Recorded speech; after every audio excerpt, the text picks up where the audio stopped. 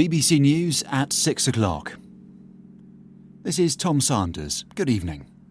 European football's governing body has called on governments and the footballing family to wage a war on racism after England's match against Bulgaria was marred by abusive chanting and gestures against black players. There's been a 10% rise in the number of hate crimes recorded by police in England and Wales, with more than 103,000 offences logged in the past year.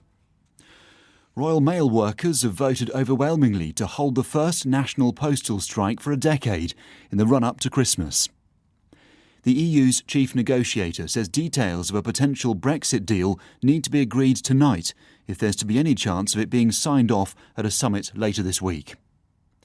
The former England football star Paul Gascoigne has wept while giving evidence in court where he's on trial accused of forcefully kissing a woman on a train.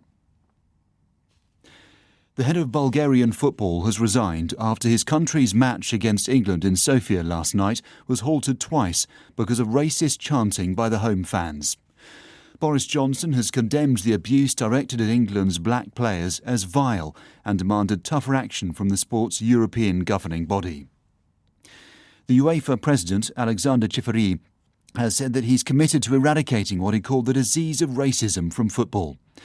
Tonight, UEFA has begun disciplinary proceedings against both Bulgaria and England. Our Central Europe correspondent Nick Thorpe reports from Sofia. Borislav Mihailov, the president of the Bulgarian Football Union, said his resignation was prompted by what he called the tensions of the past days, which he said were detrimental to his association and the sport in his country. The Euro 2020 qualifier between Bulgaria and England at the Vasilevsky Stadium was interrupted twice because of racist behaviour by a section of the home crowd, which included Nazi salutes and monkey chants. Afterwards, the Bulgarian Prime Minister strongly condemned the fans' behaviour and called for Mr Mihailov to resign immediately. Downing Street said Boris Johnson thought the abuse was vile and had no place in football or anywhere else. Speaking in the Commons, the Sports Minister, Nigel Adams, said incidents of racism had gone on for too long and he expected tough action from the ruling body. UEFA must now get its response right, leaving no doubt that the consequences of failing to tackle this issue will be severe.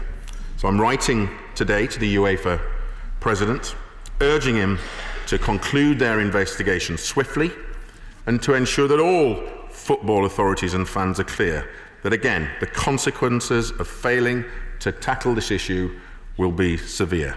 The Vasilevsky Stadium was already subject to a partial closure for the match after Bulgaria was sanctioned for racist behaviour during Euro 2020 qualifiers against Kosovo and the Czech Republic. The Deputy Chief Executive of the Professional Footballers Association, Bobby Barnes, said that showed the need for tougher penalties. Stadium closures don't seem to work. Financial measures don't work. We've got to perhaps be a little bit more stringent now and perhaps consider whether or not it will be points deductions or whether it be expulsion from competitions. UEFA's president, Alexander Tseferin, blamed racism at matches on the rise of nationalism across the continent and said the football family needed to, in his words, wage war on racists.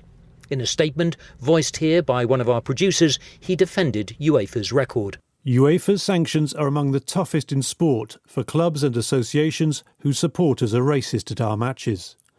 Believe me, UEFA is committed to doing everything it can to eliminate this disease from football. Tonight, UEFA has opened disciplinary proceedings against both Bulgaria and England.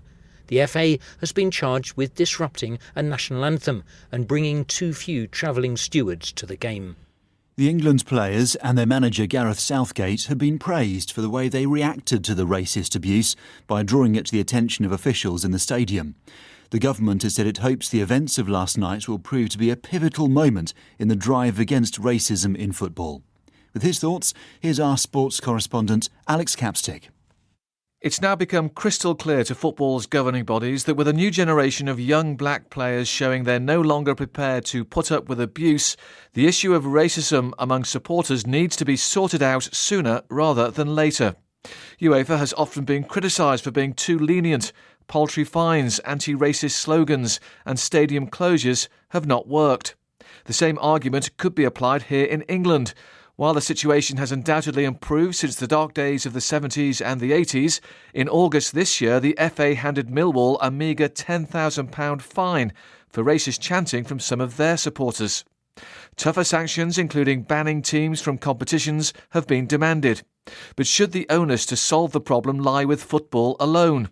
European football's governing body has called on governments to do more. It says education is the key. For now, the focus is on football. The appalling incidents in Sofia could prove to be a watershed moment. The England players have done their bit. The next step lies with the authorities. The number of hate crimes recorded by police in England and Wales has risen by 10% in a year. Home Office figures show that there were more than 103,000 offences in the 12 months to last April, a record number.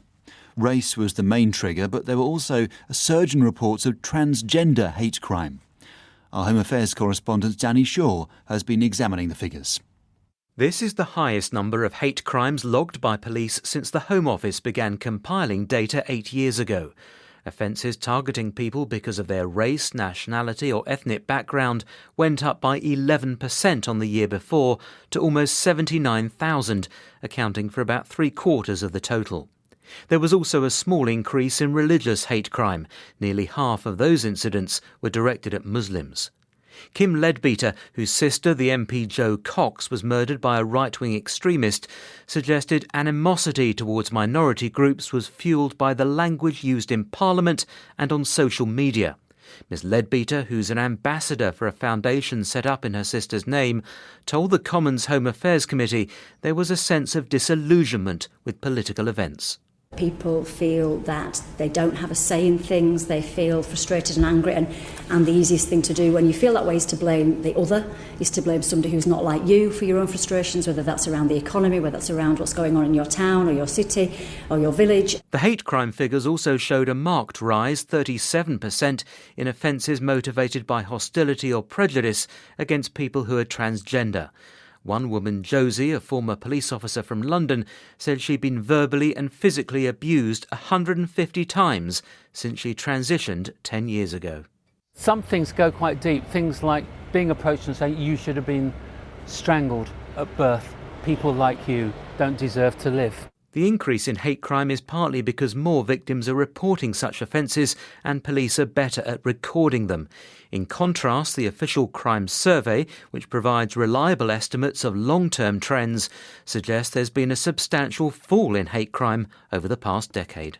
Members of the Postal Workers Union have voted overwhelmingly to go on strike.